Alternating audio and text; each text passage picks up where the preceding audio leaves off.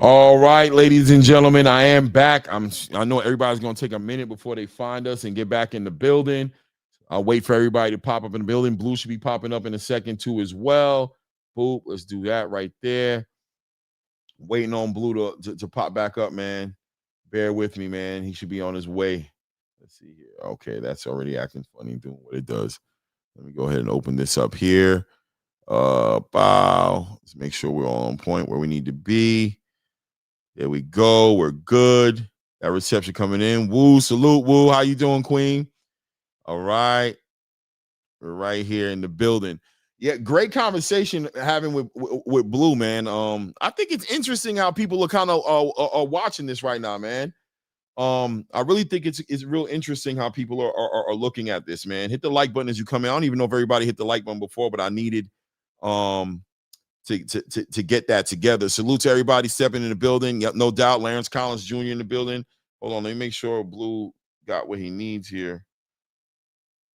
Let's make sure he's good. I think he should be good.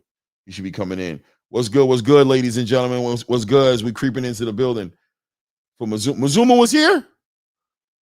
Oh, yo, Mazuma, if you in the building, bro, let me know. I'll throw the link out there for you. I didn't even see you in the chat, man. I'm not going to even lie to you, bro. I didn't even see you in the chat. If you in the building, man, I got you, bro. My bad, man. My bad, man. It is what it is. Let me know. But, yeah, guys, I'll put the poll back up. What up? Yo, Mazuma, you want to pop back up? I'll send you the link, bro. Copy. Mazuma, my guy. Yo, I'm putting the link out there for you, family. It's not for everybody. Shout out to you, McDoonan. I'm not opening up the panel right now for everybody, man.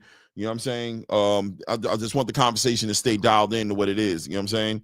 Salute to you, though. You know what I mean? Towards the end of the show, we'll open up the panel for everybody. But right now, you know, it's really just supposed to be me and Blue. But Mazuma, you know, Mazuma got a channel. He popping. He know about what's going on. And he actually has a direct connection to what's going on in Philadelphia. He's pretty much dialed into the timeline a lot better. But what Blue was talking about, it's interesting to me. You know what I'm saying? Because I think that, you know, without a doubt, we got to hold Jerome Boots.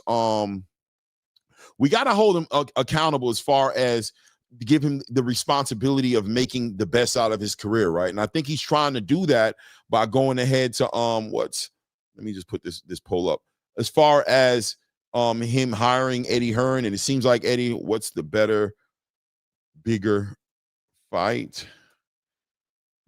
As far as holding him accountable to make these big fights happen, you know what I mean? And I don't think he's ducking from that. I think he's taking the accountability. I think he's hired Eddie Hearn, and you clearly heard what he said at the end of the match. So by no means am I pushing back at the idea that Jerome Boots Ennis has to play his part in making these fights happen. But I do think at some point or another, there's some credibility that should be given to Boots for his attempt to make the fights in comparison to, you know, he's trying to make the fights. I think accountability can be on both sides of these other fighters as well, who, you know, like I said, technically speaking, pricing themselves out of these opportunities, maybe for justifiable reasons. Maybe they feel genuinely in their heart these fights are worth so much more money. They're allowed to move accordingly. But at the same time, we got to give, I think Boots gets grace for legitimately making these offers. Hold on one second here. I see you in the back. Mizzou, I'm pull you up right now. I just got to put this here on the poll. And it's versus Ortiz Jr. Or Ortiz Jr. versus Fundora / Thurman. All right, let's get this posted up here. All right, the poll is back up there. Let me pull him back up. I don't know where my guy Blue's at. Let me check and see where he's at. Make sure he's on point. What's up to my guy? What's good, Mazuma? How you doing, family? What's going on, brother? How we doing? Man, we trying, man. I'm trying to be like you, man. Look like you eating good over there, man. You know what I mean? Look like you doing it up. You know what I mean? Big fight last night, coming off the fight, man. You know, I knew that no matter what Boots did, last night just wasn't going to turn out. Last night just, I don't know what he's doing. Maybe he'll be up in a minute. I don't know. But last night just wasn't going to turn out to be nobody was going to really celebrate Boots like that. Some people were, his fans and everybody, but people weren't going to really celebrate him for that because nobody really rated Usima Lima as a fight, that they wanted to see. But I think there's some perspective to be taken here on this fight. I think that, you know, there was some pieces, there was chess being played last night. And I think the pieces moved accordingly. And I think there was a lot of benefit off of Jaron Ennis acquiring that interim WBA title. I think it positioned him perfectly to get hit for his next fight.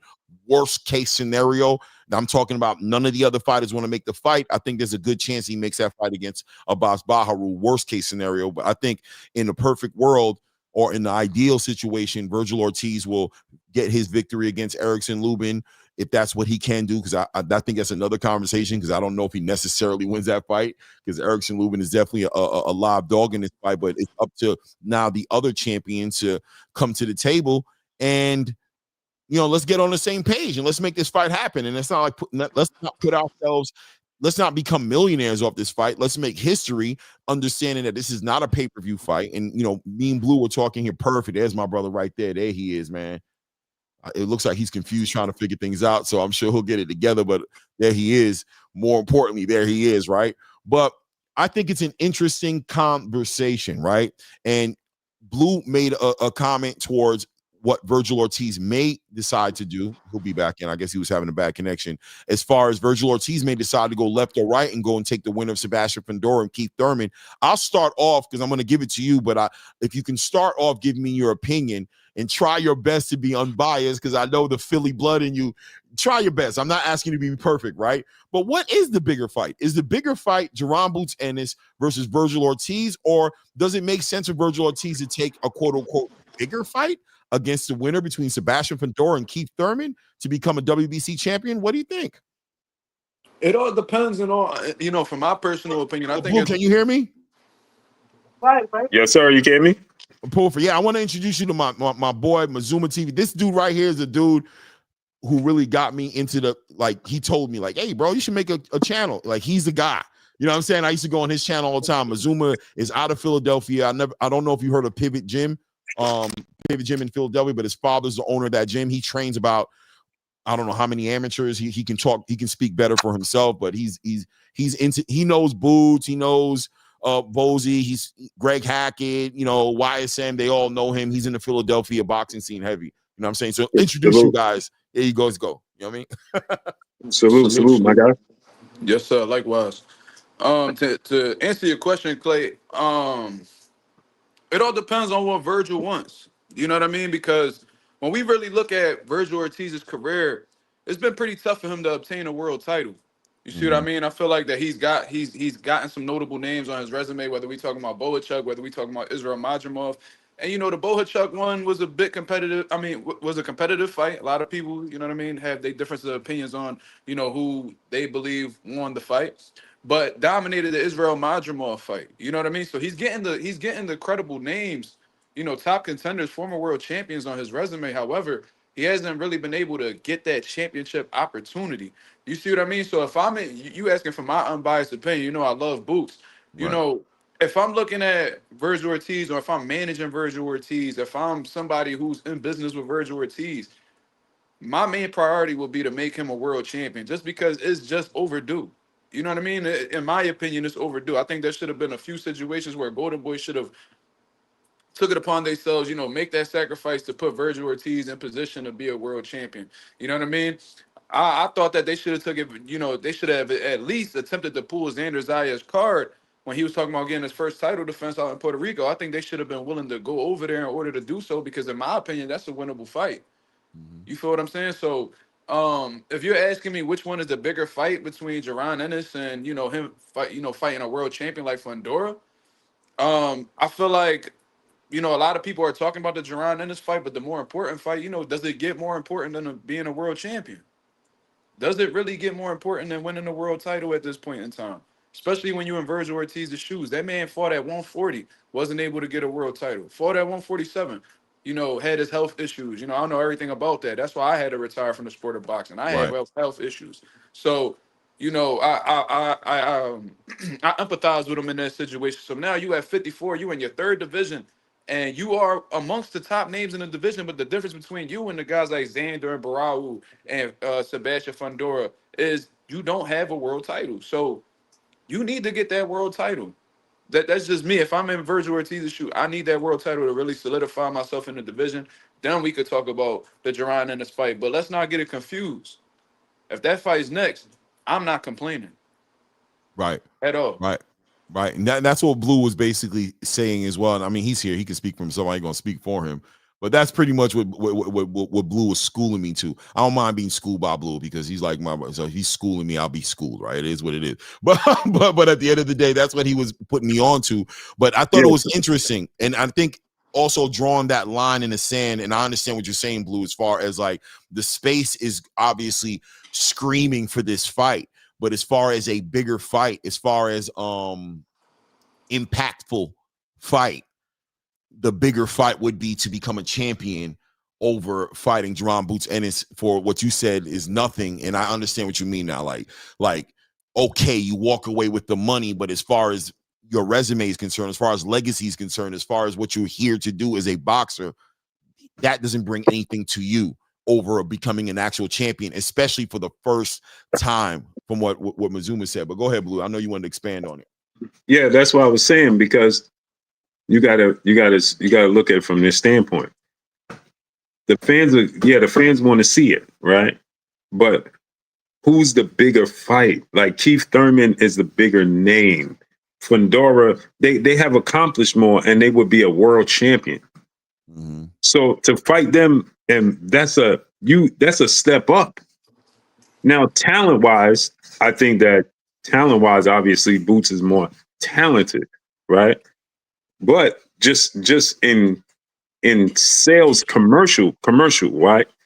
You're going to do much better fighting Keith Thurman. If he was to beat Fundora, he's a 2-division champion now. He's the WBC champion, right? He already beat Sean Porter. He beat Danny Garcia, so on and so forth. He unified the belts at 147. He fought Manny Pacquiao, although he didn't win. You know what I'm saying? You fight and beat Keith Thurman. Is Keith Thurman a challenge that Duran Boots Ennis presents? No, I don't believe so. But he's not 10 levels behind him. He may be a level behind him right now, right? But he's not 10 levels behind him. And the same goes for Fundora. Fundora, like we said, is a spectacle, right? He's 6'6", 80-inch army, southpaw, punching down. He beat Keith Thurman. He beat Tim Tszyu. The way he beat Tim Tszyu, he closed that door. And he's the former unified champion. And now he's the champion, the WBC champion. You got Mexico versus Mexico. That's a much bigger ticket seller for Golden Boy and Turkey than fighting Duran Ennis just for the money. There's nothing else on the table. So I could always revisit Duran Ennis after I achieve that. Once I achieve that, right, I'm going to be, no doubt, the A side in Duran Ennis. If Virgil fights and beats Lubin, think about this. He beat Serhaj Boachuk, although I thought he lost. He beat Madrimov. Then he beats Erickson Lubin. He beats the winner, Keith Thurman, Sebastian Fundora. He's no doubt the A side. Now I'm calling the shots. So, because you chose to fight Usima Lima instead of fighting me. Now that segues into the next part of this conversation, right? So because now, okay, Virgil Ortiz Jr. has a legitimate reason to make another choice. I think as boxing fans, some people will feel some kind of way because you want to see the fight you want to see, but like you and Mazuma have articulated in a brilliant way, as a boxer with his own legacy in front of him, he has legitimate reason to not fight Duran Boots Ennis next, and we shouldn't throw shade at him if he does decide to move in the direction he chooses to move into. But now here comes this other part of the conversation. The other part of the conversation is, did Duran Boots Ennis legitimately have an opportunity to fight Virgil Ortiz before And did he pass up on? Now, I'm not talking about the one as far as him. We know that Jerron Ennis chose to be unified and become a lineal champion at 147. I'm talking about with his first entrance into 154 pounds. Was there an opportunity for him to fight Virgil Ortiz, a fighter who was coming off of a hand surgery, right? Who's recovering, who had a guesstimated date, who wasn't cleared by a doctor yet. He was expecting to be cleared by a certain amount of time. Was Jerron Ennis wrong for not waiting on his hand to heal up and make that fight next and taking a fight that would acclimate him to the division for his own comfort, right? He just wanted to make sure he was where he wanted to be to compete at the highest level. Was Jerron Boots Ennis wrong for that? And did he in turn hurt himself by missing out on the opportunity to fight in Virgil Ortiz Jr. instead of fighting Usman Lima? And I think that's a conversation. I mean, we're going to speculate at best right now because we got two sides of the argument that don't seem to be in agreement with how that necessarily happened. But a great topic for conversation, right? But I think Blue, you was going to expand and dive into that part of the conversation. Yeah. So my thing is the thing with Virgil, because I talked to his team, is that they knew he was going to be cleared physically, and they knew that he was going to. They was focused on November, right? Either which way, didn't matter who it was, right? The thing was they wanted to give him enough time to be ready for November, right? The offer was for him to fight in August or October, between that time span, right? And Virgil and his team is like, bro, we're not gonna be. We could push that, but we don't want to push that. We rather wait until November. What's a month if you're gonna fight in October? Right. You see what I'm saying? If you're gonna fight in October, then what's a month just to wait? Because right now, you fought yesterday, which is October 11th, right? Right. When Virgil's gonna fight November 8th. You know what I'm saying? So 3 weeks is the difference. You know what I'm saying? You didn't want to wait 3 weeks because Eddie Hearn said we already had a date in mind, but you have a bigger fight. Again, this is my issue, right? When I was saying this with Boots, right? Is that at those point in time, you have to say, because then he says, I believe he told YSM, I ain't asked for 2 tune-ups, right? But Turkey is like, you asked for tune-ups because Turkey's willing to pay for the November fight. So you saying no, you rather go this route and just stay active. You see what I'm saying? And so that's my issue right there. That's the comfort zone, what I'm speaking about, because those are the points where you got to take control as the fighter and tell Eddie Hearn, hey, hold on. If I could fight Virgil in November, I'm just going to wait for November. If I'm fighting October, I prefer to fight Virgil in that fight in November rather than fight Usman Lima. And I'm saying Usman Lima because now we know it was Usman Lima. At the time, we didn't know exactly who it was going to be, right? But now, again, if it was Jesus Ramos, cool. You know what I'm saying? Serha Boachuk, cool. But once those names started to dwindle, you got to be like, bruh, I can't do that no more. You got to, if I could do Virgil in November, I'll just wait for Virgil. You see what I'm saying? So now Virgil's like, bro, I was going to agree to fight before, and then you said you were staying at 147. Cool. Now I'm saying I agree to fight you again in November, and now you're saying you absolutely got to fight in October. You know what I'm saying? Right. And this may not necessarily be, and let me clarify, this may not necessarily be Jerron Ennis saying, I got to fight in October. More so Eddie Hearn, I believe, is saying, this is the date, you know what I'm saying, so on and so forth, right? But those are the points where, that's why I'm talking about comfort zone. You got to get out your comfort zone and be like, yo, hold on. Let me take control of my career. I would rather fight in November against Virgil than October against a tune-up. You dig what I'm saying? That's my thing with that. So let me get Mizuma involved in this part of the conversation because and I appreciate that perspective. Like, I mean, listen, if there was legitimately a way for Jerron Boots Ennis to make this fight with Virgil Ortiz Jr., and he did make a conscious decision to move away from that in order to, in order to do a tune-up fight or I'm getting acclimated to the division fight, whatever makes people comfortable. Because I think the big thing here is that, I think some people take that tune-up and that acclimating fight into ducking, right? Like, oh, he's scared of Virgil. He doesn't want to fight Virgil. But I can appreciate your position as far as getting out of your comfort zone. And what I mean by that is we watched Errol Spence kind of move with that energy with Terrence Crawford. We're watching David Benavidez also kind of, making the power moves as a fighter, taking charge of his career and moving his own career in the path he wants it to go, not allowing his handlers to slow him down in any kind of way. So I think that's a legitimate request to be like, yo, Boots, take your career in your hands, do like all the greats did before you, and move the needle in your own career. It looks like you have the power to do it. But I want to bring Mazuma into it. And one more, let me say one more thing to that, right? Mm-hmm.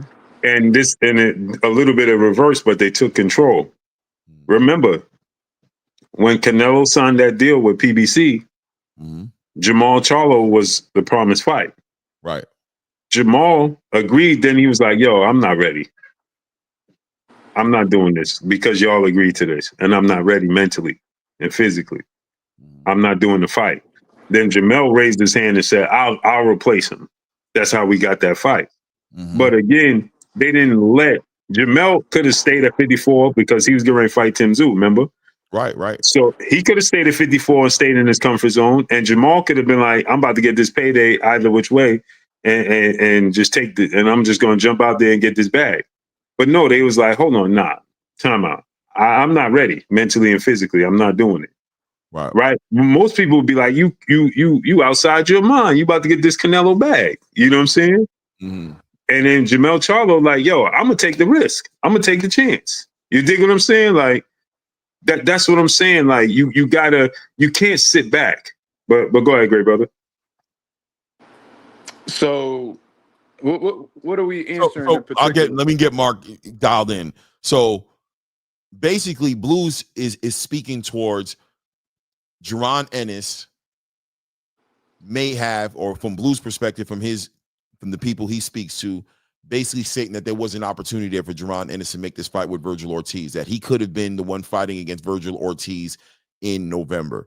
But Jaron Ennis made a decision to go other routes. He tried to make these other fights, the Baja Chucks, the Rashidi Ellises, the list of fighters that we all are aware of that he tried to make fights with.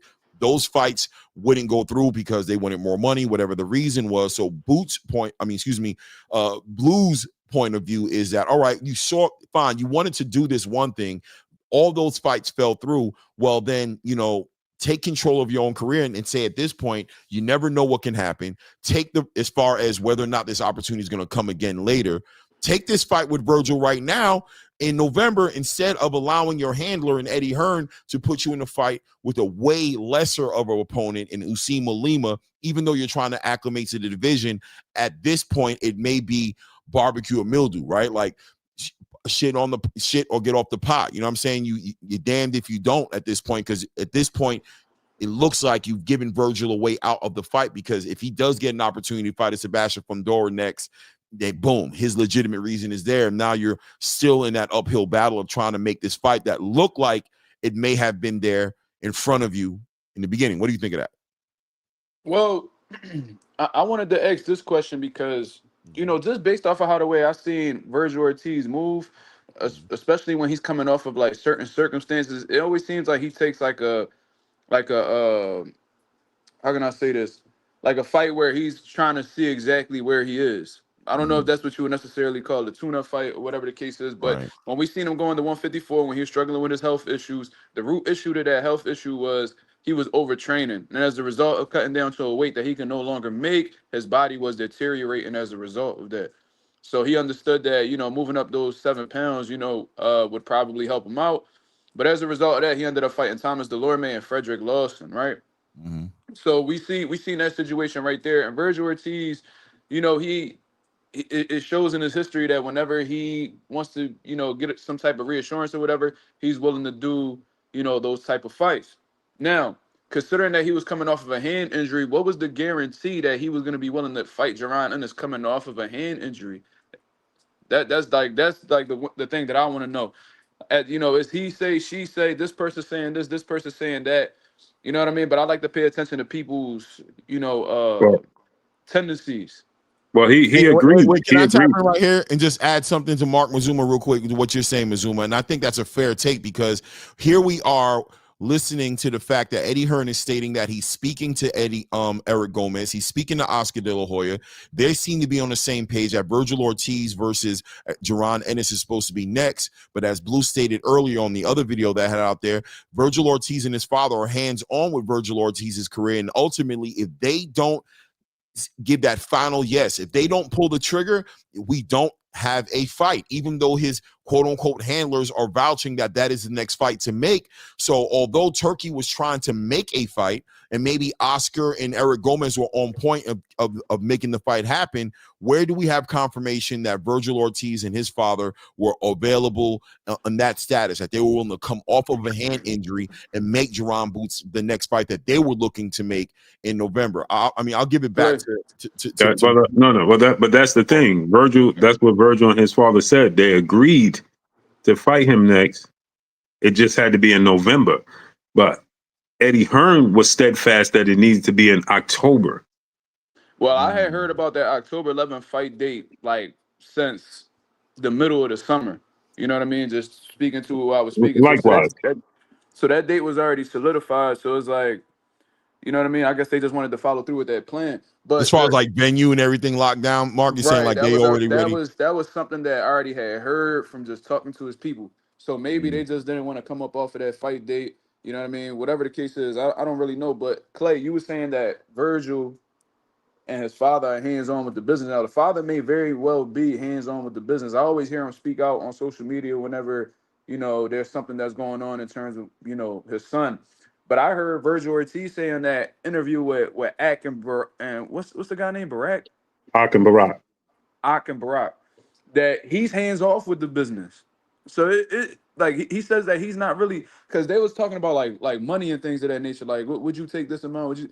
He's like, man, I'm pretty like, like I let them deal with that. Like I'm not really hands on with the business. So it's like it's just so confusing, man. I Yeah. don't really know exactly what approach to take. Like, Eddie Well, Hearn will let say me this, just clarify then that. he'll say Right. this.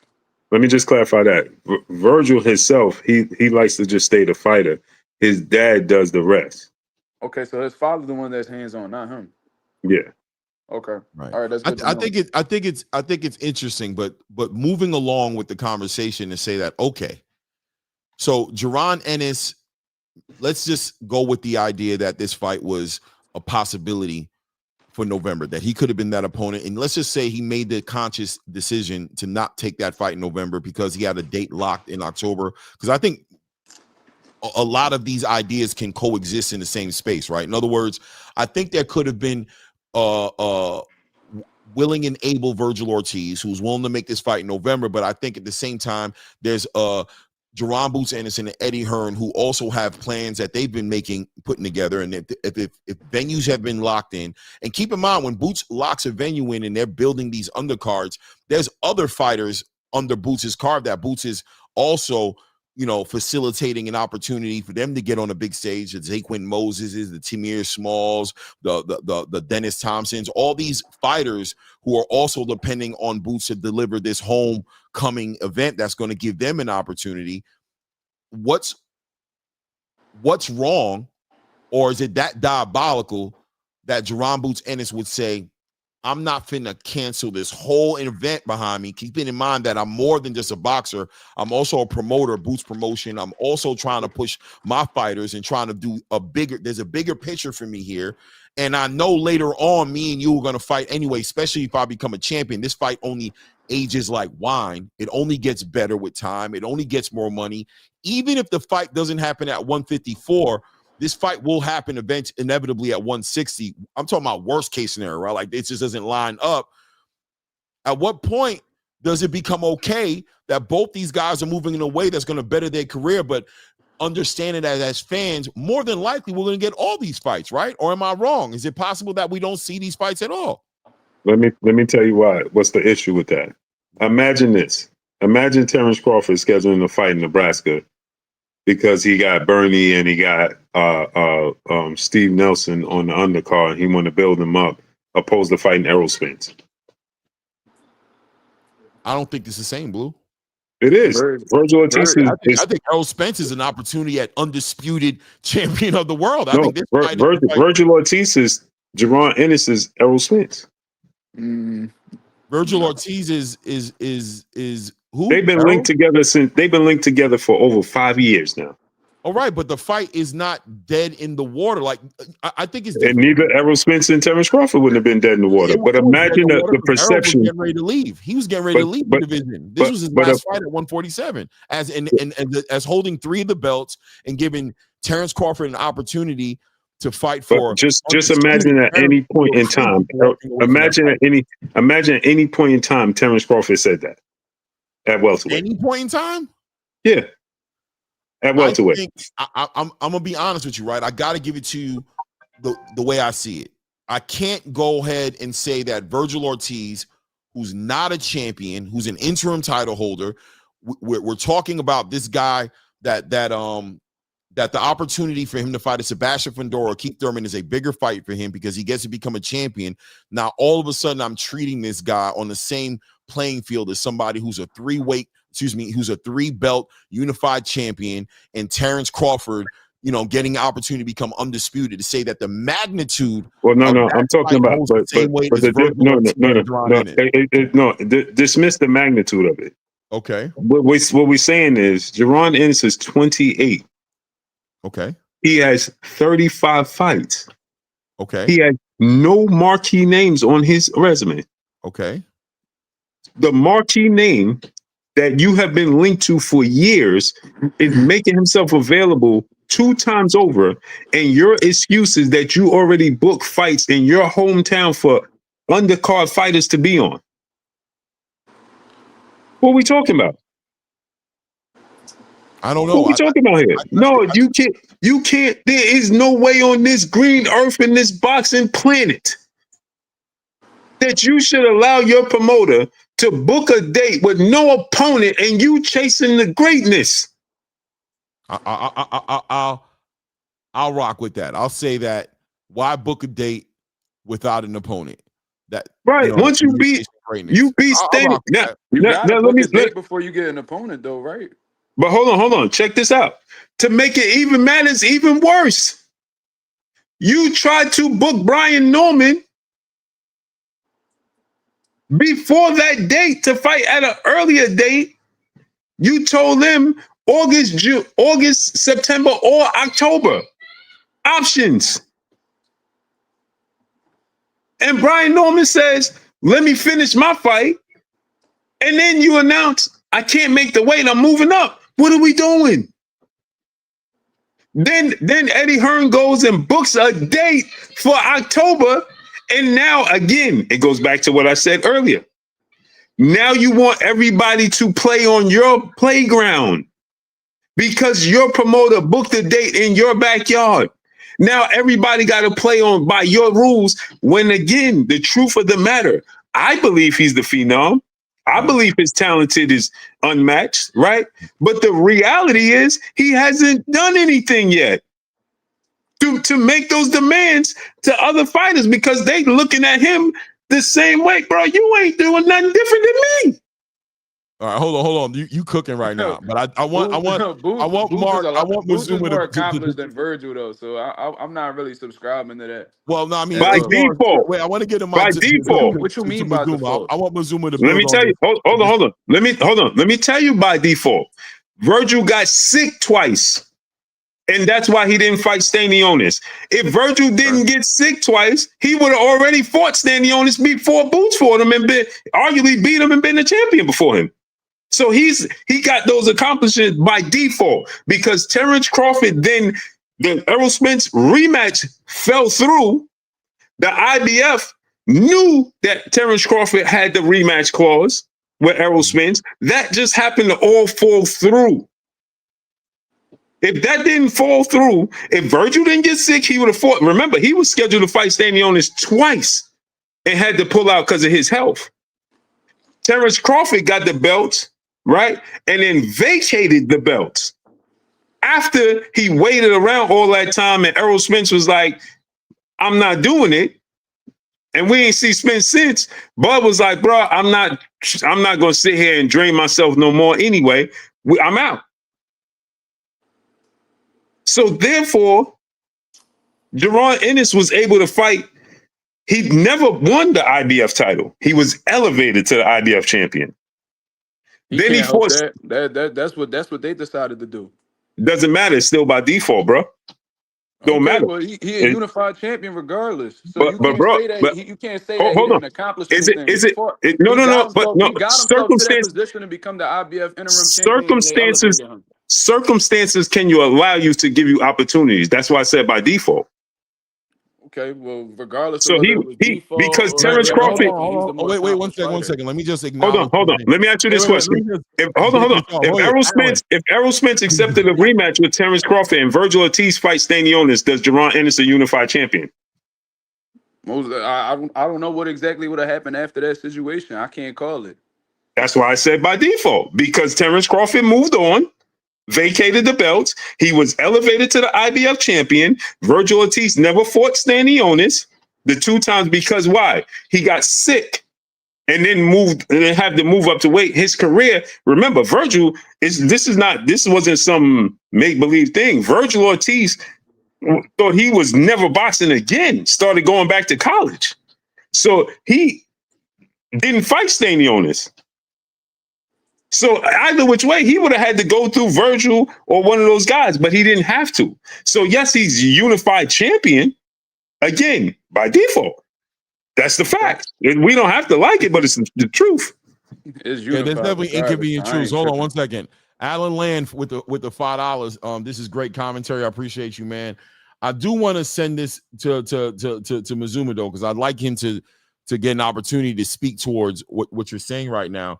Because I think going back, hindsight is always 2020. There's always these moves that should have been made. And I think the most important part right now is that Boots is where he's at. And I agree with you. I think at 28 years old, it's time. It's time for Boots to do something significant. I feel like, I guess for me, I don't know if I agree that he's lost an opportunity to still make these signature fights. And I think if the opportunities are still there, and I think if all these fights are made, I think hindsight will say, being that he just made this move with Eddie Hearn, he just signed the long-term deal, that I think everything is moving along accordingly at this point. I mean, I didn't want to see the Lima fight as well, but I'm wondering how much damage did that really do and how much more difficult is it going to make it now for Jaron Ennis to make these fights happen. But I am interested in Mizuma getting an opportunity to respond, whatever he wants to respond to, or tap into the conversation for sure. Like what we following up with? Well, I mean, what do you think about the idea of the way Jaron Ennis moved at 147, and the way he moved at 154 just right now, not fighting Virgil Ortiz, as Blue stated earlier, just showing you that there were missed opportunities potentially for Jaron Ennis. And at this point, Jaron Ennis shouldn't be sidestepping or taking anything that would get in the way or slow down the process of him getting the biggest fights possible on the table. That tune-up fights and moving this way is hurting him, not only not helping him, but hurting him. Am I right, Blue? Is that pretty much what you're saying at this point? No, I'm not saying that it's hurting him. It's hurting his reputation. That's what I'm talking about. His brand, right? Because the people are tired of hearing Blue say you the phenom without showing me that you the phenom. Right. What do you think about that, Mark? I mean, it's all opinion based at the end of the day. You feel what I mean? I don't necessarily think that he's really missed out on any opportunities yet. If anything, how the way that he's moving, especially at 154, he's actually setting himself up for opportunities, especially being, getting the WBA interim title. I just seen an interview from, I don't know if I'm mispronouncing his name, but Barao, the one who just got Yeah, elevated Abbas to Barahu. WBA champion. Right. Yo, he just put out an interview and said that he said, Jaron Ennis, I'll fight you. So that's something definitely that he could, take a look at. You know what I mean? If he's able to get in that situation, then that'll be a huge opportunity for him and will put him in position to get to that ultimate goal that he's been talking about in terms of becoming undisputed. I see that he also has a ranking in the IBF. You know what I mean? That's definitely something that could play in his favor as well. And then, he's number one in the WBC. So I think that he's not, it might not be at the time frame that a lot of fans may like. However, I think he is setting himself up to ultimately accomplish that goal. You know what I mean? A lot of people think that he's running from opportunities. I think he's setting himself up to, get to them. That's just how I see it. Yeah, yeah, and I think I agree with you. I just feel like at the end of the day, anybody can look back and say I could have moved better in certain situations, right? There's always hindsight is 2020. That saying holds weight, but my question is where he is right now at this moment.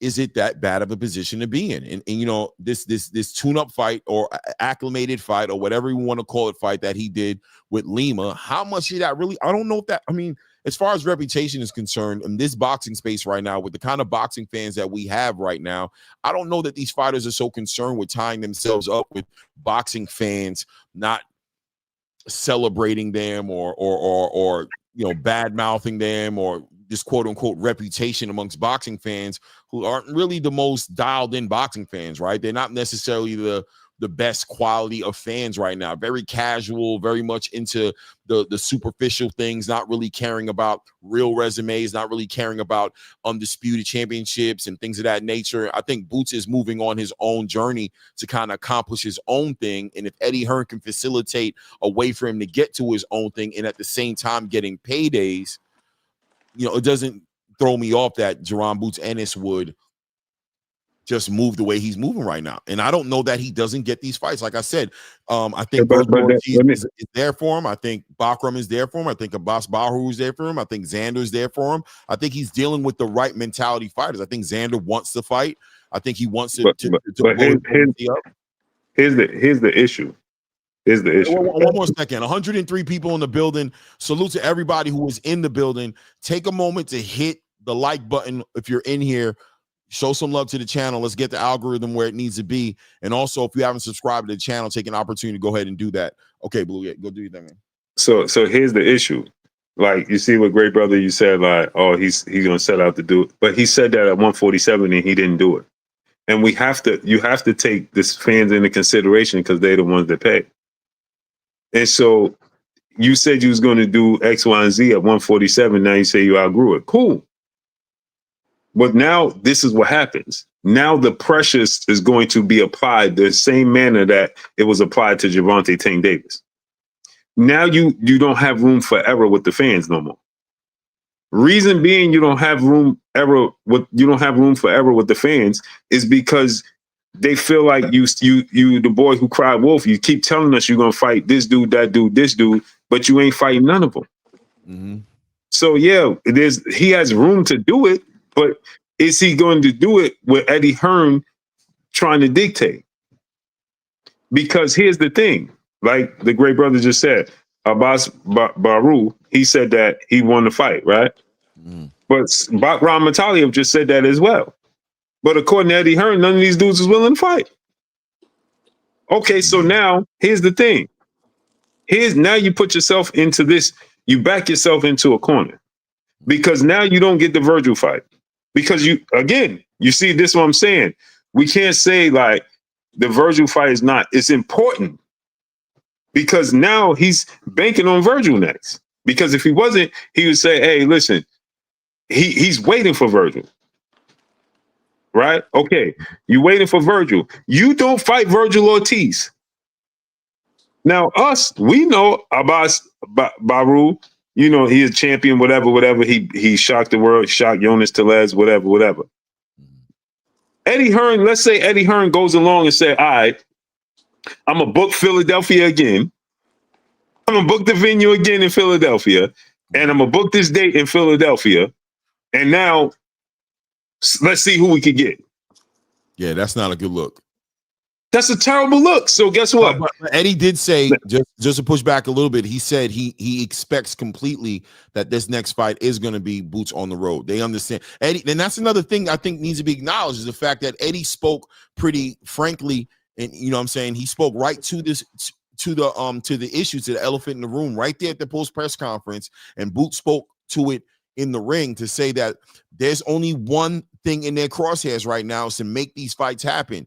Eddie also acknowledged that it's going to take a lot of money to make the fights happen, and also acknowledge that these fights cannot happen in Boots' backyard anymore, that this is probably going to be the last time he fights in Philly for a little bit, that he's going on what Boots said, a tour right now, and that he's ready to do what he has to do to make these fights happen. Does that hold any weight? And now here's the thing with that. Because just like Tank Davis, everybody's going to nail him to his words. So now your next fight, Bakhram Mataliev is telling us he's available, right? We know Keith Thurman, Sebastian. That's another story. But Bakhram is saying he's available. I don't know what Xander's going to do. We know Xander more than likely ain't going to fight him, right? But Bakhram is saying he's available. Don't come tell us, because I'm pretty sure we can all agree, the bigger fight, the bigger name is going to be Bakhram over Abbas Baru. Mm-hmm. Don't come telling us, hey,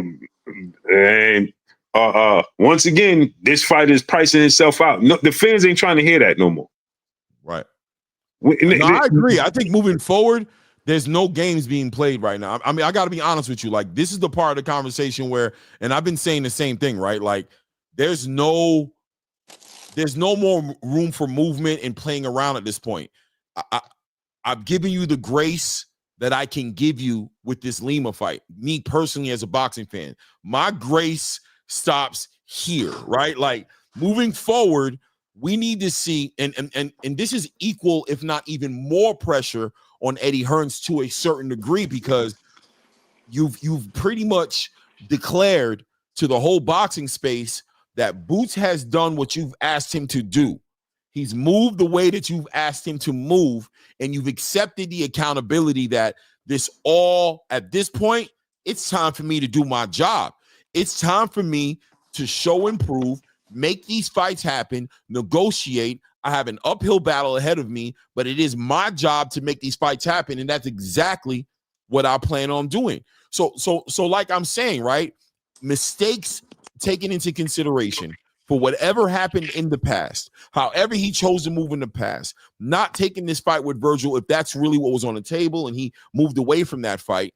That being said, in the current position that Jaron Boots Ennis is in, how much has he really hurt his reputation?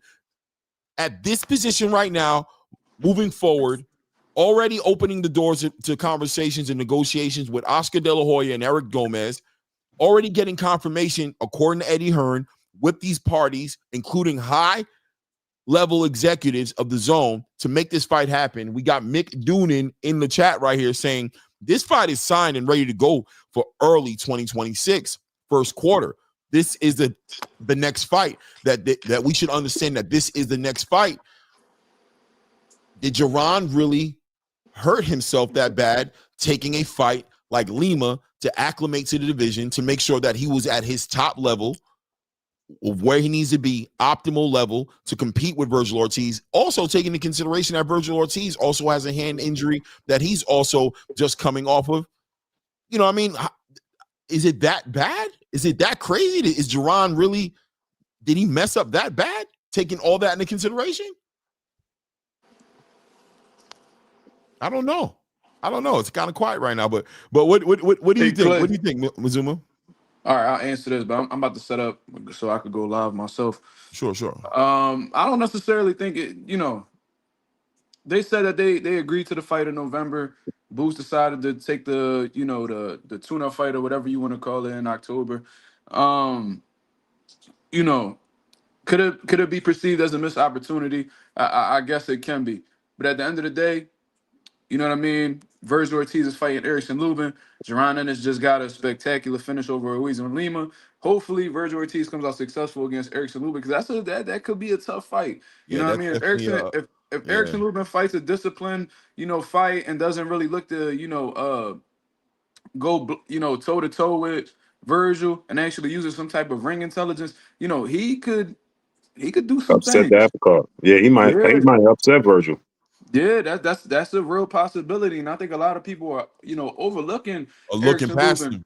Yeah. Exactly, and looking past him and just assuming that Virgil's going to get past him. But I don't think it's really going to be that simple. I think that Erickson Lubin understands in his mind that this may be like his last big opportunity. You know what I mean? Or at least, this is like his last big moment where he could have that, where he can achieve that, he could achieve like that world title opportunity, once again. Because look, he faced Jermell Charlo early in his career. We seen what happened. You know what I mean? He won some fights in between. Then he went and he faced Sebastian Fundora. Started off real well, but I think he made the mistake of fighting Fundora's fight. So he has this experience under his belt, so he knows what he's capable of. He knows what he has in him. And he knows like I'm sure he's learned from his mistakes and he's matured as a fighter since then. So now he understands who Virgil Ortiz is, and I'm sure he understands that Virgil Ortiz is dangerous, but he's gonna be locked in, man. He's definitely gonna be locked in.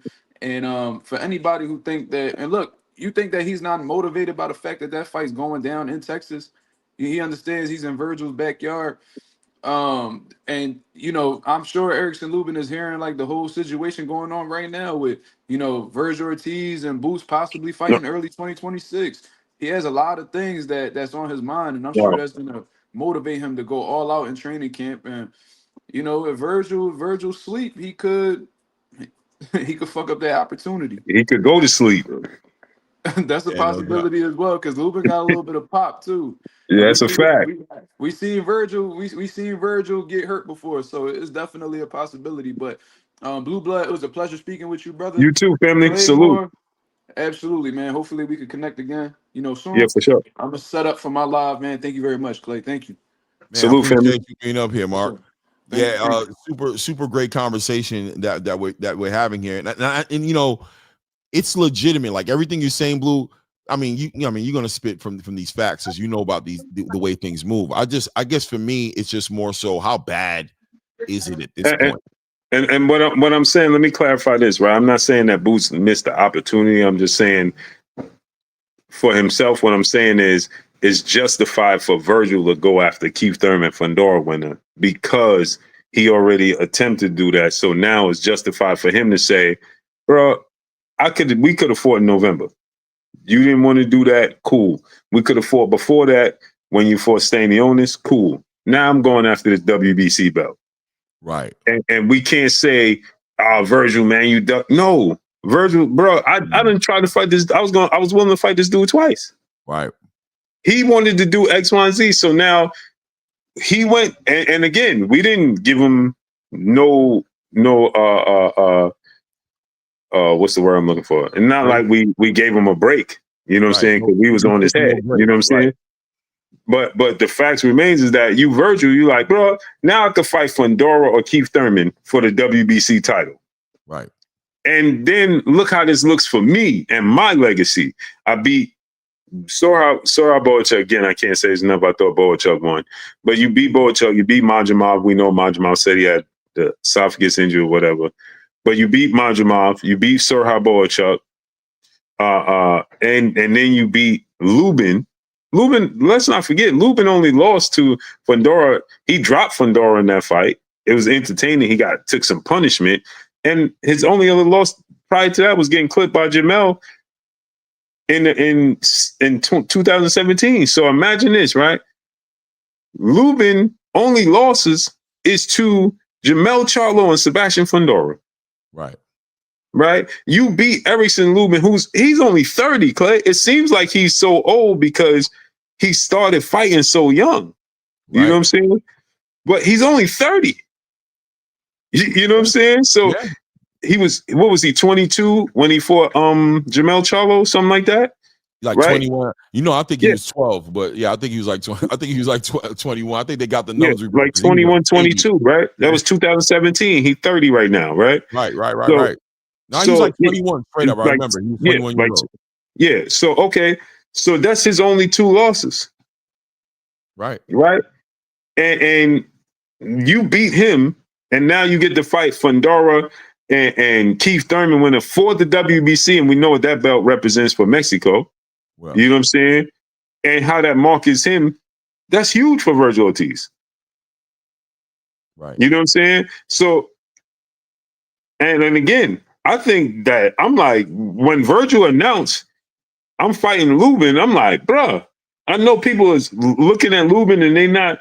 I'm like, No, yo, 100% Virgil Ortiz ain't ducking no smoke, bro. Like, and I think that needs to be highlighted as well, because I think people try to paint this picture that Virgil don't want to fight Boots. I don't believe that. I met Virgil when we were in New York. I talked to Virgil for, about 15 minutes. right, And, Virgil expressed, I told you, that's when he told me that he was getting a hand. He's like, I'm about to get this hand surgery, you know what I'm saying? And I'm not, he told me that he was probably coming back to like November, December, right, actually, he said somewhere in that time period. But he's not ducking no smoke, bro. And if you look at his last 3 fights, well, if you take, since he's entered into 154 officially, keep in mind he did take tune-ups too, right? When he got in the division, he fought his little tune-ups and got his early knockouts. But once he's gotten active, Bohachuk, Majimov, now going into a Erickson Lubin fight to make his next fight potentially a Sebastian Fundora. He ain't ducking no smoke. And I agree. Mazuma also highlighted, this guy didn't get a belt at 140, didn't get a belt at 147, had medical issues, almost had his whole boxing career ended, was looking, like you said, to go to college and get past boxing, gets another chance at life in boxing as far as boxing is concerned. You can't fault that man for having a title shot on the line that he's worked for. He beat Bohachuk. I mean, right? A super competitive fight that people are split one way or the other as to who won, but on paper, he beat Bohachuk to get that interim title, defended it against Israel Majimov. How are we going to fault him if he chooses to follow through, right, and take this right, championship fight between the winner Sebastian Fundora and Keith Thurman, which right, I understand. And what does Boots do? He moves on, either gets that WBA title or shoots to get a title shot with one of the other champions. I'm assuming he's going to win those fights. If Virgil Ortiz and Boots have to meet after that, then we're talking about a unification fight. Isn't the fight just bigger at that point? I mean, that's what I'm saying. Like, yeah. Well, so I agree with you, right? The fight is arguably bigger. My thing was just saying that Virgil is justified in moving on and fighting them, and you know what I'm saying. We can't. There's no accountability to be held against him for not fighting Boots because he tried to do that twice. Another thing is, I know people keep saying that to me in my inbox. I'm glad you just brought that up so I can address that. Is that people keep saying, well, Virgil took tune-ups when he got to 54. Well, the difference between Jaron and Virgil is Virgil was life or death. He didn't even know if he could box again. mm-hmm. He had no clue if he was going to be able to box. So he was just testing the waters to see how his body would react, to see if he would be able to go through a training camp, let alone actually make it. Remember, he was going through multiple training camps for Stanionis and then passed out and had to be rushed to the hospital a week before the fight. Mm-hmm. So when he took those tune-ups, wasn't because he was testing the waters for testing himself to make sure he's healthy. Yeah, he was just testing his physical self to see if he could actually box again. Because he was dealing life and death. Like, bro, I might not even be able to. No. Go. So he was fighting to see could he even go through a training camp. It wasn't about the opponent or move to 54. He was just trying to get through a training camp healthy and test his body and see how his body would react. That's why he fought the fighters that he fought. It wasn't because, let me test the waters at 54. There's a clear difference between Jaron Ennis saying, I just want to get acclimated to the division, and Virgil Ortiz saying, let me see if I could even box again without passing away.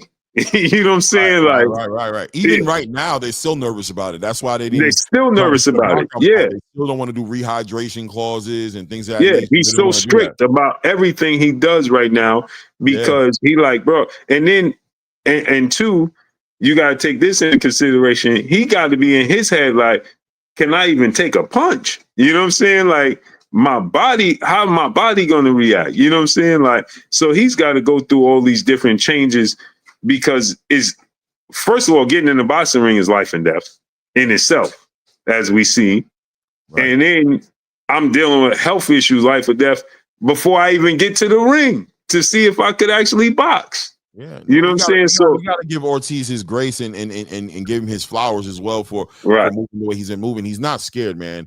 No, not at all. But what I will say is, like I said before in the past, when they was at welterweight, before he got signed to sign Stanionis and all that, and Boots wanted to fight him, they could have had the opportunity to fight then. And Virgil Ortiz, his team was like, oh, we need about 48 months. I never forget that. You know what I'm saying?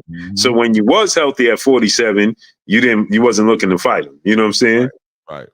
You was ducking. But let me get out of here though, great brother. No doubt. Salute, Blue, man. We need to do this more often. See what I'm saying? We had a for decent sure. turnout. You know what I mean? For it was sure. a good time. For sure. Until the next one, man. For sure, man. Salute to you, family. Yeah. You know, late night on Sunday is the wife time. You know what I mean? Yeah, me too. I'm about to move on to that next point too as well, man. Yeah, we both about to be on the couch, bro. Yeah. Netflix and chill. You already know. Getting in. You know what I'm saying? Yes, sir. Salute, Yes, sir. family. Salute, family. Appreciate you, man. Yo, hey, man, I enjoy myself, brother. Yeah, I appreciate it, man. I try to be a good, you know what I mean, a good host. You know what I'm saying? Yeah. Try to, next time I have drinks. Hey, reverse the roles. I'm the co-host, exactly, on Sunday. You know what I'm saying? We're supposed to be doing this anyway. That's a fact. That's a fact. Should be the introduction. It should be. I don't know. Let's follow it up next week and see if that's what this really is, man. And I'm not. Next Sunday I'm supposed to go. Next Sunday I'm supposed to go pumpkin picking. All right. So I said, that should be in the daytime though. I should be good in the evening. All right, we'll touch base during the week, man. But this definitely was a good one, man. For sure, family. Salute. Yeah, ladies and gentlemen. Great conversation, man. I don't know how you guys end up feeling. Let's look at the poll, by the way. The poll says we got 67, 57? I think 67 people on the poll here that on the conversation as far as what's the better or bigger fight. Is it Ennis versus Ortiz Jr. or Ortiz Jr. versus Fundora Thurman winner? And look, 82% of the people in the building said Ennis and Ortiz Jr. is the bigger fight. I'm going to open up the panel right now. Let a couple people come up because I'm getting ready to get off my damn self. I know a lot of people were dying to come up here and tap into this conversation. So there's the link. If you want to come up here right now and share your 2 cents on what the topic was. I know a couple people tried to hit the link earlier, but I wanted to keep the panel tight the way it was so we can deliver the content. But I thought it was interesting. You know what I'm saying? Salute my guy Keon, man. Keon, you hung out for the build. How'd you feel about it? Man, salute to my guy Blue. Yeah. And salute to Blue, but man, I don't agree with what he was saying. To me, it seems like that my man Blue, he got something against Boots. I don't know. Like, I'm just keeping it real. And I was gonna tell I didn't know because I kind of came in, while y'all were doing the show, so I didn't know if it was like a link. That's why. But I didn't know y'all. It wasn't a link. Yeah. So I didn't know. So I wanted to ask Blue, say like he got something against Boots. It was like everything that Boots, it was pushback. No, but Boots did no. And man, my feeling about that is like, I know that I'm a Terrence Crawford fan. Blue's a huge Terrence Crawford fan. You're a huge Terrence Crawford fan, but I don't think it should be that, man. It's like, I know people will make that comparison if Boots get these big fights and start, oh man, because they're already doing it. But man, Terrence Crawford is in a league of his own, so I don't think that it should be like, oh well, if I'm a huge Terrence Crawford fan, I don't want to see Boots. Because why are we pushing back against the Virgil Ortiz fight? Like, as a fight fan, we should be pushing and making content towards that fight. You know what I'm saying? Like, so if we're out here making content, like why Boots, if Virgil Ortiz want to go a different route, like, no, it shouldn't be that. Like, this is a fight that's been talked about for years. Virgil Ortiz and Boots, we've been wanting to see that fight since they was at 47 years ago. And Virgil Ortiz and his team was like, no, we need like 4 years before that fight happens, right? So, and I just don't agree when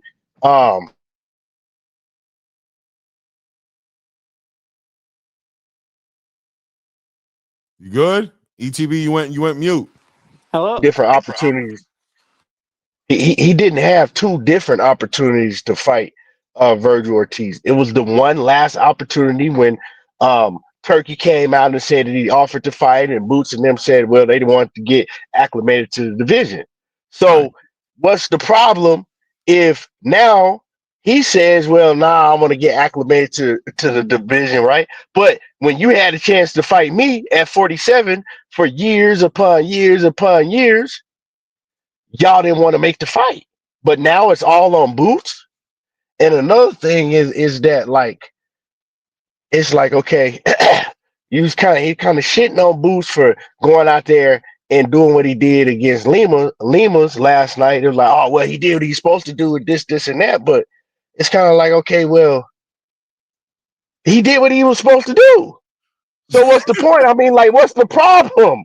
Like, yeah, he did what he was supposed to do. So, like, he went out there and did it in one round. So, like, what's the problem? Because if he hadn't have did it right in one round, if he had took 6 or 7 rounds, you would have really shitted on him then.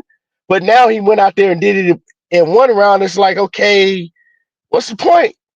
He did what he was supposed to do. He got that out the way, and now let's move forward. Right?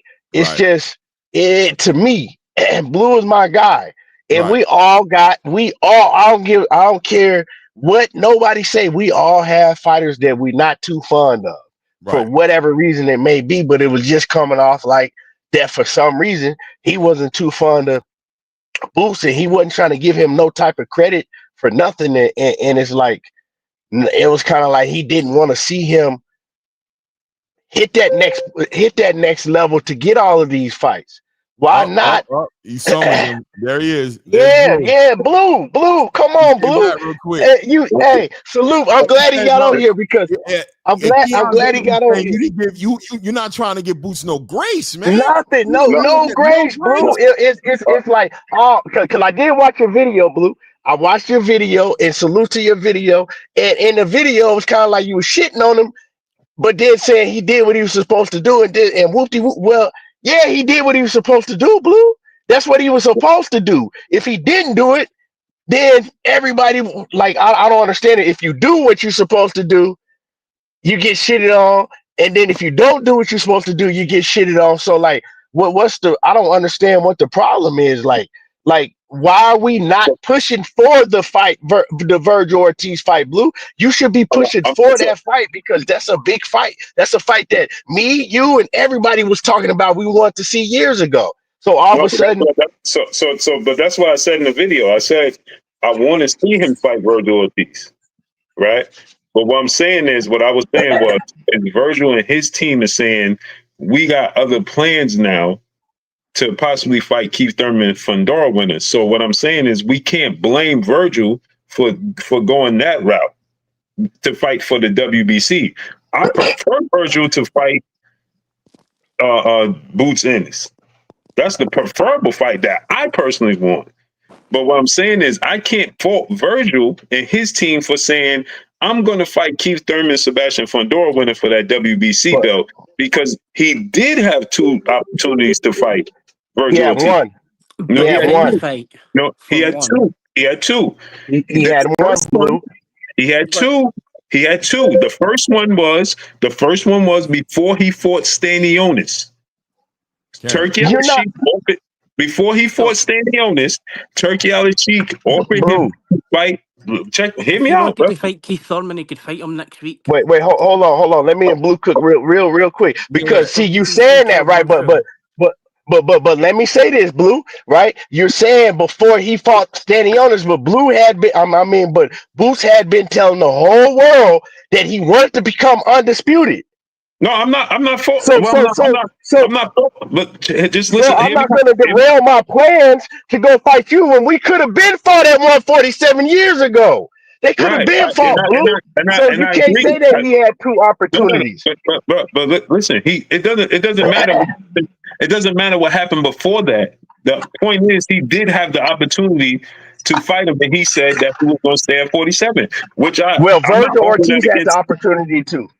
Yeah, but we can't. But what we're doing is saying, well, you could have did this. No, the point is, the facts is, they both could have fought each other. So it's not all on Boots. That's what I'm But, saying. but It's that's a not, it's I a never said two-way it was. thing. But hold on, I never said it was on Boots. Right. Can I just I'm say saying, something? It, I'm Oh, saying, Mick, let I'm him just build, point, man. They're I'm gonna just, be done in a bit. Let him build. hold on. I'm just pointing out the facts. The facts is when Boots wanted to fight him at one welterweight, they said they needed 48 months. Well, I used to say this all the time. no, they said 4 years. Yeah, it's 48 They months. said 48 months is 4 4 years. years. Oh yeah. You're right. And You're so, right. You're right. I used to say, you can count. That's 4 years, right? So yeah, Virgil did that. Now, fast forward. When Jerron Ennis is offered the fight with Virgil to come up, Jerron is like, I'm not moving up yet until I collect the belts. And Right. so I said the same thing, right? Okay, now Virgil, you had your opportunity. Now he wants to collect the belt. I'm not holding Boots accountable, but you turned down that opportunity, right? But we can talk Because about he the wanted here to and But now collect see, the my though, belt. yeah. thing. So I'm Hold not on. Hold holding on. him. I'm not My blaming thing. Boots. My But I'm not thing, blaming Blue, Boots for is collecting the belts. why are we my talking thing, about something Blue. that happened Right? 4 years Hold on. ago? Mick, hold on, Mick. Hold Because on. I My could thing, end this Blue. discussion in a Hold, second. Yeah, no, I know, but you We gotta could hold just on, hold on. man. Let him build because because he they can Hold gotta say get on. this that out of now. here. Let him do it. Go Hey, ahead. hold on. So Blue, my thing is, I get what you're saying, right? And you make a whole lot of sense because you talking with sense, like you stating facts, right? But Right. the thing is that if if you agreed as a man, right? Your promoter and y'all sat down and if what Eddie Hearn is saying is true and y'all all agreed that y'all was going to fight, right? It was a contract. Boots signed his as a man.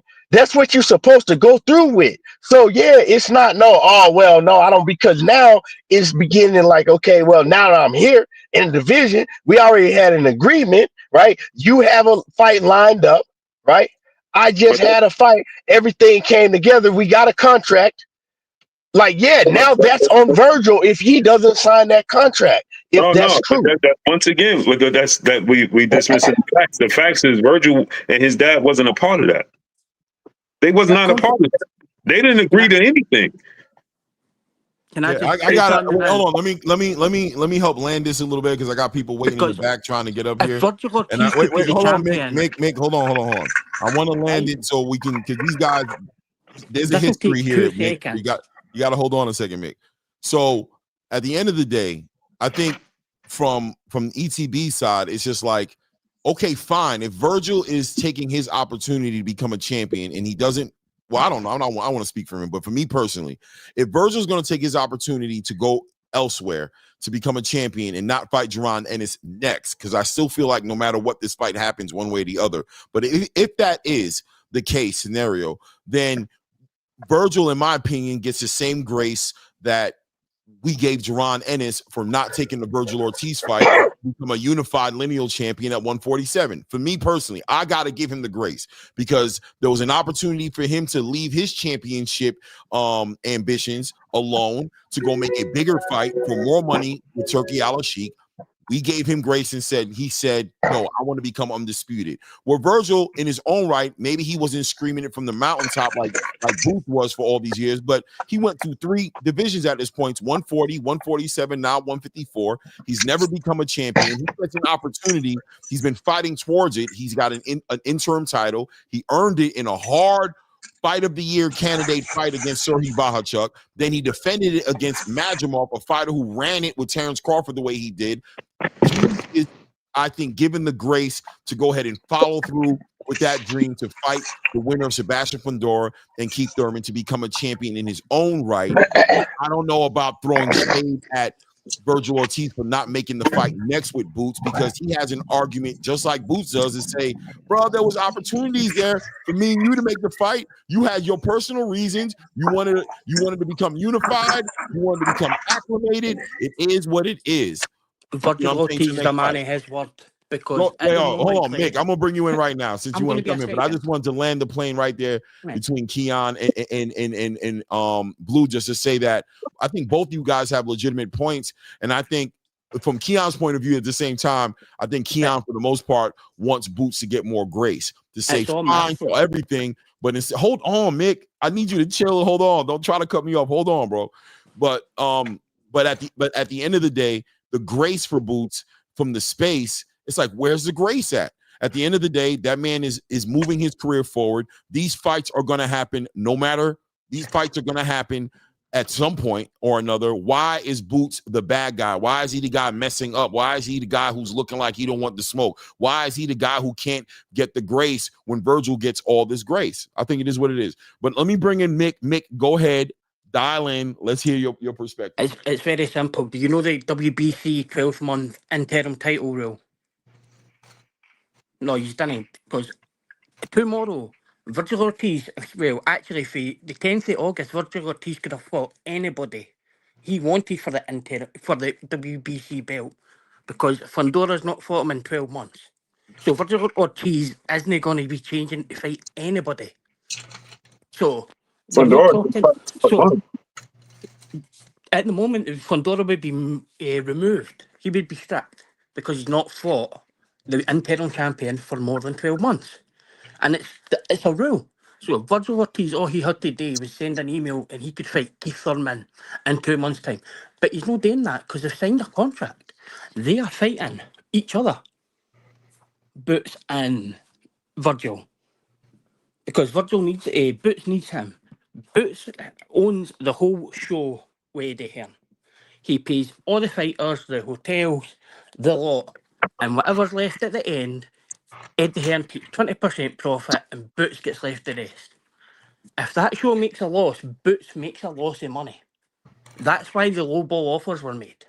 Boots hasn't got that commercial drive behind him like an Anthony Joshua and all the other fighters that's on the exact same promotional deal. That's why it's not really Eddie Hearn's fault, but it's not really Boots' fault either. That's why he'll fight Virgil Ortiz next. Because that once he beats him, then there is a legitimacy kind of to him. It makes him more commercialised. But if he fights Bakaram or Abbas, like what does that do for him commercially? Nothing really. But Abbas doesn't want tune-up fights. He fought 2 world champions in his first 5 fights. He fought Jack Culkey in his 9th fight. The same guy that Bakaram beat for his world title 4 years later. Like, people are sleeping on Abbas. But what he done was, he see all these guys that were cherry picking and padding the record. They were like 40 and 41 and 5. Abbas is fighting them in 12-round fights in his 3rd professional fight. And he wiped the floor with them all. It's the same as the Cuban he beat. He wasn't expected to beat him. And he beat him easily as well. I don't know what you're saying, bro. Oh my God! It's hard. Listen, you got a hard accent, nigga. I ain't gonna lie to you. Like, I'm hearing you. It's hard, bro. But I'm hearing you like I am. I'm for the most part hearing you. I really am hearing you. You know, but I gotta dial in. I gotta dial in to hear what you're saying. Bro. I gotta really dial in. But listen, man, y'all crazy. It's the truth. I don't want to. But I ain't gonna hold you. I was trying to make out what you're saying, bro. But I'm like, I don't know. Basically, Boots has to pay all the money out. He holds the liability to all his shows. Eddie Hearn holds no liability, and he'll take 20% profit. It's the same with all the big fighters he has. Yeah, you're basically saying that Boots is dealing with as a promoter. Boots is operating in a whole different space than he owns everything. Virgil. Yeah, he's putting on the fight. He's part of the production. He has a partnership with Eddie Hearn, and he's taking a lot more risk and also putting himself in position to take a bigger reward on the back end of bigger events. The fighter takes all the risk. Right. So it's good. It's good. So like for Anthony Joshua and they kind of guys, they're commercial guys who were selling 2 million pay-per-views in the UK, where Boots really hasn't got that commercial value as such. No but doubt, he needs, that's why he's going to fight Virgil. That makes sense. But as I said, the 12-month WBC rule, Virgil could have been a champion last month if he wanted and fought Keith Thurman. Yeah. So all right, let me rotate because I got people in the back who want to talk. I'm gonna rotate you out. I'm trying to get off. I gotta go spend some QT just like I'm gonna get out of there. I know. Yo, Q, man, feel better, bro. Feel better. Yeah, for sure. No doubt. Man, I appreciate you, Blue, man. Salute. I hear that sickness, bro. Get better, bro. Yeah, man. Yeah, I Man, hear I've it. been sick as a dog, bro. I lost 15 pounds. I've I been heard like it. in the I heard it in your voice too. You can hear yeah, it. man. I was in the hospital for a minute for everything, What? man. So Damn. yeah, man. I was sick. Man, Yeah. I'm happy you Yeah, made it up here then, man. It is what it is. It is yeah, what it yes, is. sir. Damn. But Let this me always good boxing talk, man. Always great boxing talk, man. We For sure. no doubt, no yes, doubt. sir. Let me let a I, new guy here. yeah, Ak Ish. All right. I appreciate y'all. Salute, man. Peace, family. Ak Ish, what's good, family? What's good? What's happening, bro? Boy, I'm on fire back here. First I of all, seen you. I was looking down. I seen you like, it looked like you dropped the phone for a second. I I was like, did. I'm like, oh damn, he going through it, bro. I'm trying to Nigga, get through it. hey, and then I done messed around. I unsubscribed from your channel. Unsubscribe from your channel, man. Okay, I'm gonna get back on it. I got you. But I Damn, was. bro. No, it ain't. No, Chief. It ain't your fault. See, first of all, let me explain. Check this out. Okay. I'm from Detroit, Michigan. I'm 54 years old. I'm an Yes, old sir. head. You understand Right. what I'm saying? So what I'm hearing and what I'm seeing, well, first of all, what goes on is for when something special comes along Mm-hmm.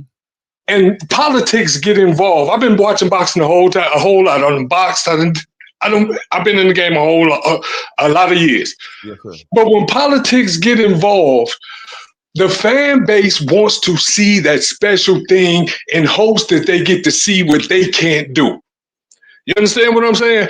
My whole life, I used to love Sugar Ray Leonard, Mike Tyson, all of them. So as I threw hands, I knew I couldn't throw them like them. So I wanted to watch these guys throw hands, Floyd Mayweather, all of the best. So when I see a Boots and then the politics get involved, what burns me up is that in my defense of trying to see him advance and see what he can do, you begin to look like a Boots slappy. I have nothing with Boots. I don't know him. He's a young cat to me. I have sons older than Boots. But the thing is, bro, they're making excuses and hoping that they age him out. I've watched them from 147, how they made excuses against this brother that's very talented. Remember, 147 was very quiet when he unified. Mm-hmm. When nobody saying too much in that 147, niggas was tiptoeing around. Soon as he said he was moving up to 154, niggas came out the woodworks. They started going and talking big time. Now, the same thing, I'm afraid, might happen to this young man at 54. And we're going to mess around, they're going to age him out, and we ain't going to get to see what he can do. If he go and fight these champions, and if they can beat him, knock his ass out. Cool. Right. Let it happen.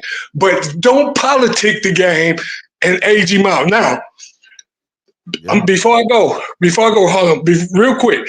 Yes, sir. If Boots wasn't what Boots is, and if he ain't the truth, why is everybody asking for him? Yeah. Everybody wants to see this young man who done left he ain't got a belt at 54 either. Right. But we already know what's coming if the politics stop getting in the way. Mm-hmm. Y'all know the eye test. Y'all know Virgil with the high guard, straightforward. Ain't finna beat this man. He gonna be standing on his 2.0. So here's what I said, and I'm gonna let you have it. 154 is full of nobodies too. Because once he cleared that out, the fans gonna say, "Oh, he fought a bunch of nobody. They wasn't what we thought he was. They weren't what we thought they was." That's Mm-hmm. all that's gonna happen. Same thing that happened at 147. But I'm gonna give it to you, man. I'm gonna subscribe back to the channel. My fault, bro. Man, subscribe back to the channel, man. Yo, give me I got you. damn, bro. I got you. Salute, man. Great meeting you, family. Peace. All right. Rolling with the punches. I seen you in the chat going crazy, bro. You was going crazy. So go ahead, get it off your chest, family. What is it, man? Nah, hey, Clay, hey, first of all, give me 1 second, Claymore. Rolling with punches. 1 second. I just want to say one thing. My bad. Everybody in the chat, salute 83 people in the building. We had like about to 115 people in here today. I appreciate all you guys. Hit that like button if you haven't done it. Take an opportunity to go ahead and do that. I did. Subscribe to the channel if you haven't subscribed to the channel, man. Salute, family. And go ahead, my brother. Go ahead, man. Get it off your chest, man. Hey, first of all, I appreciate you. Hey, straight up. Thank you for letting me on the board, man. For salute, fam. My face. Hey, because I ain't lying. Thank you, brother. Oh, no doubt, family. There you are. I see you, family. But all right. So what we talking about? What we talking about though? Real quick, we talking about the boots in Lima, or we talking about the Crawford and Canelo?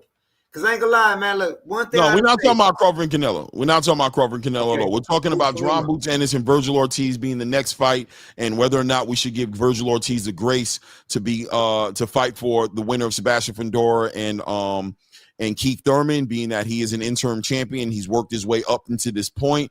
But although the whole entire boxing space is screaming for Jaron Ennis to fight against Virgil Ortiz Jr. next, being that the argument coming from Blue Blood and from a lot of people, honestly, is that there was opportunities for Jaron Ennis to make this fight happen with Virgil Ortiz when Virgil twice already, just counting the one that where Turkey Al-Sheikh offered him to fight and he decided to stay at 147 and fight Stanionis, and then recently now choosing to fight what people are saying Usima Lima last night instead of fighting Virgil Ortiz next month. Right. People are saying that he could have been that opponent for Virgil Ortiz, and that he may have made a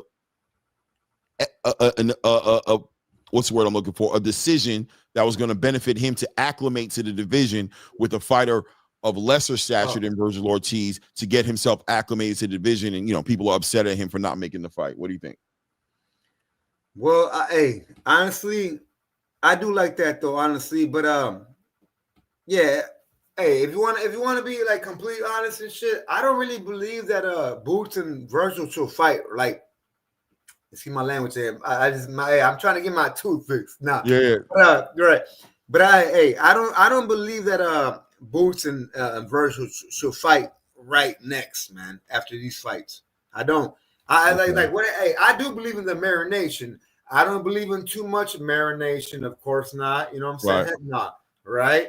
But I do believe that this fight could be way bigger than going right after this fight, though. You know what I'm saying? From like, come on, man. Like Boots beat Lima, and then don't get me wrong, though. Hooker's a beast, though. You know what I'm saying?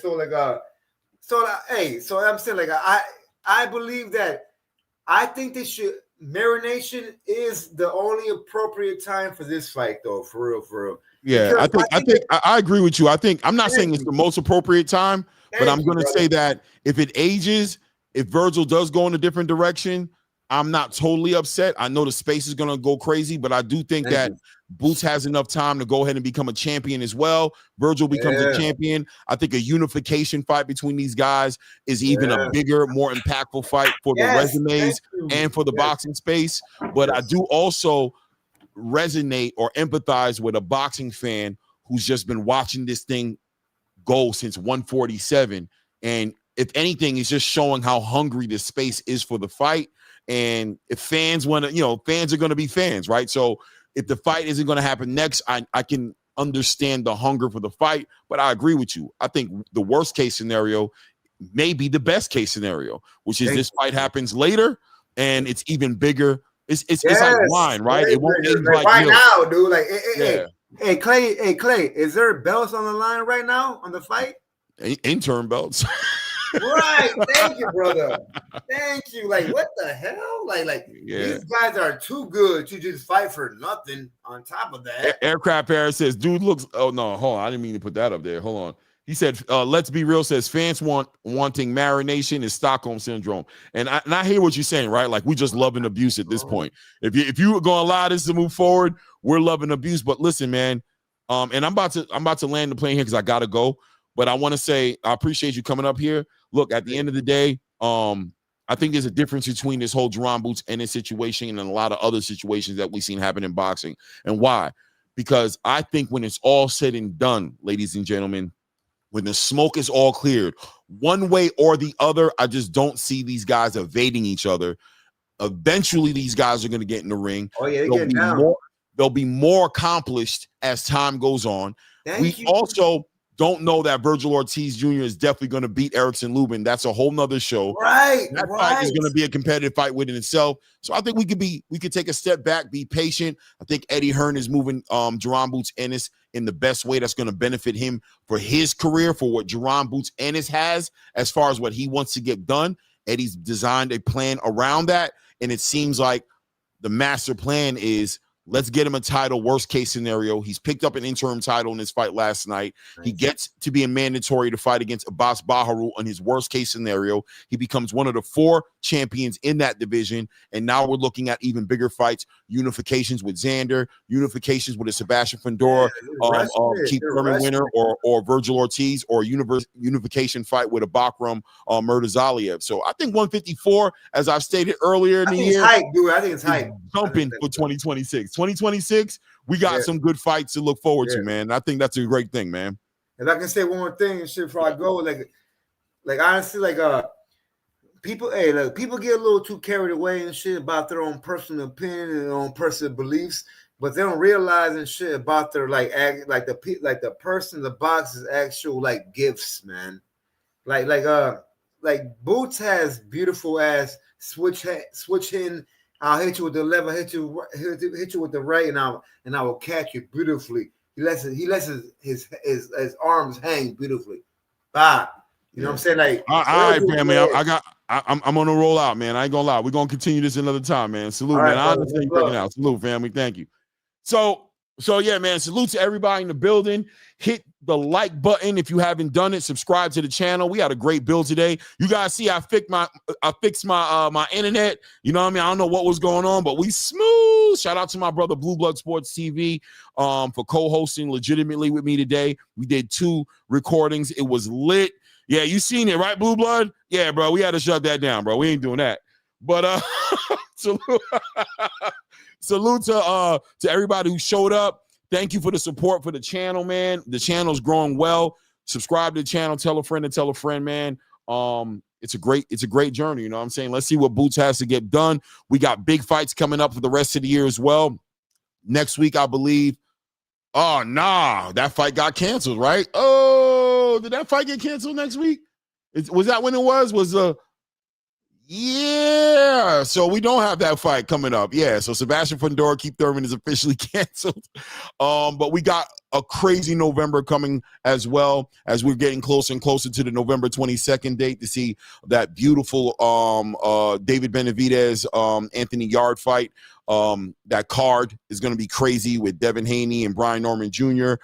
We also got the Erickson Lubin, Virgil Ortiz card popping up in early November as well. We got a lot of boxing going on, man. It is what it is, man. Showed up, showed out. It's your boy Clay's at ATP Combat Media Show. And until the next one, at this point, we out.